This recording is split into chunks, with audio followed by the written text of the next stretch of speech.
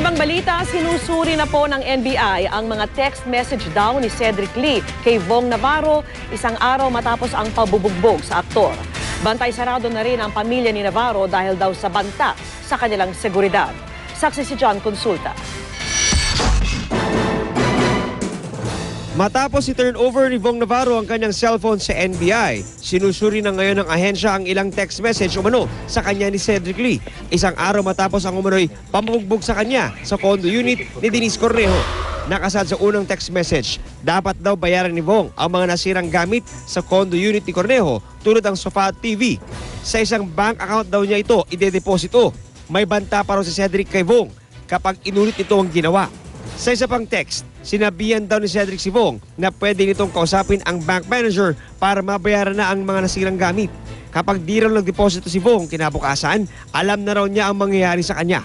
Sa isa pang text message, tiniyak ni Cedric na tutupad siya sa kanilang usapan ni Vong.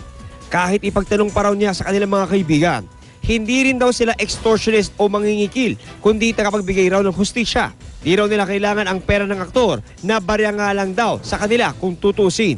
Ang ika-4 na text message ni Cedric, pinadala raw niya matapos magsumbong ni Vong sa NBI at kumalat sa media ang nangyari. Hamon ni Cedric, ilabas na lang sa media ang lahat para malaman ng tao ang nangyari. Susubukan daw ng NBI na i-retrieve ang text messages ni Vong at Denise mula January 17 kung kailan unang pumunta si Vong sa condo ni Denise hanggang noong January 22 ng gabi nang mangyari ang pamubugbog daw sa actor-host.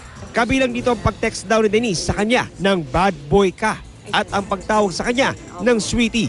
Sabi ni Vong, binura raw ni Cedric amang ito nung nasa presinto pa sila. It will be submitted for forensics and we will be able to identify the calls, the callers probably or the text messages. Nauna nang tinanggi ni Denise ang umano'y mga text niya kay Vong. Ang dami ko pong ginagawa para po makipag-text pa po sa kanya.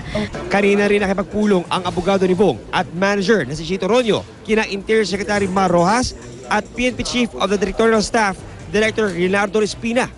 Hiniling ng kampo ni Vong sa PNP na alisan ng lisensya ang sinuman sa mga nambugbog na may baril. Pag-aaralan daw ito ng DILG at PNP.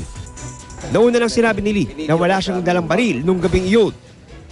Pumayag ang PNP na pabantayan ang tinitirhan ng pamilya ng aktor dahil daw sa banta sa kanilang seguridad.